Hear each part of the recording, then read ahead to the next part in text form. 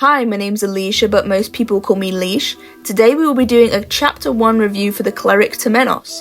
Each chapter review will contain a summary of what happened story-wise, alongside a list of things I like and perhaps didn't like. We will then conclude the review score. Our review score is matching the Octopath theme, so scores between 1 and 8 are what we work with, 1 being not so good and 8 being amazing. As usual, please like, comment and subscribe if you haven't done so already. It helps the channel out and you'll be able to see future chapter reviews as soon as they go live. With that all out of the way, let's get into this review. The chapter opens with a flashback to Ælfric, one of the gods fighting the wicked Vide. Temenos is narrating the story to the young kids at the church, telling of the tale of Ælfric versus Vide. Once done, the pontiff tells Temenos to meet him at the cathedral in the evening. He takes his leave, followed by the theologian Lucian, who is from the western continent, and he closes the door behind them both. Temenos leaves and stumbles into a group of heretics, causing a scene in the town square. He breaks up the commotion with the help of a newly appointed knight called Crick. Crick then travels alongside Temenos, guiding him to the cathedral to meet the pontiff together. Once there, the doors are locked shut and there's seemingly no way to get in. Upon interrogating an architect of the building, useful information is found that leads them to travel in the underground passage.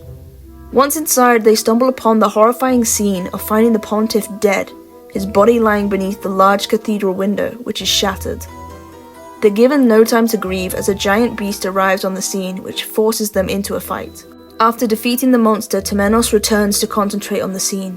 3 clues are found. Someone's burned fool's poppy to attract the monster. The window wasn't broken by the beast, but in fact was broken from within inside the cathedral itself. And the scattered candles were deliberately done so to lead them towards a clue that's a book of scripture.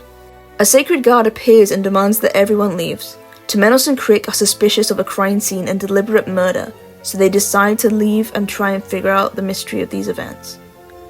Whilst having a brief moment to be discreet, Temenos pulls out the book of scripture he took from the scene. Inside is a note that read, "And soon, night shall fall."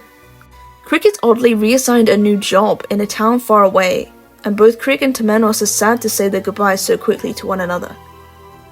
When left to his own thoughts, Temenos decides to travel to Canalbrine, where he believes he shall find Lucian.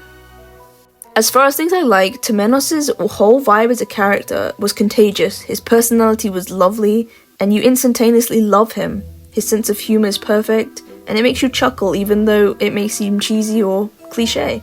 The detective-style sequence of figuring out what happened was so cool, and with keeping time still and finding all the clues, it was a really nice change of pace that I really quite enjoyed. Additionally, the supporting cast were minimal in their contributions, but they felt needed and useful in terms of carrying the story. They didn't feel like filler or there to just be there. For things I wasn't too keen on, the only downside to me was the initial pace of the chapter. It started off very slow, but it picked up its pace and really found its own standout place in this game towards the ending. Temenos provided a perfect balance of humour, kindness and purpose in this starting chapter, laying the foundations of what seems to be a much larger murder mystery case. It's intriguing to see what is to come next. Despite its slow start, the chapter more than made up for it as the second half began, and it really captivates you as an audience. For these reasons, I give Temenos' Chapter 1 a review score of 6.5 out of 8. Thank you for watching this video, I hope you enjoyed it. Don't forget to like, comment and subscribe if you haven't done so already, and please, if you've played this chapter, let me know in the comments what score you would give it. Have a wonderful rest of your day, I'll catch you in the next video.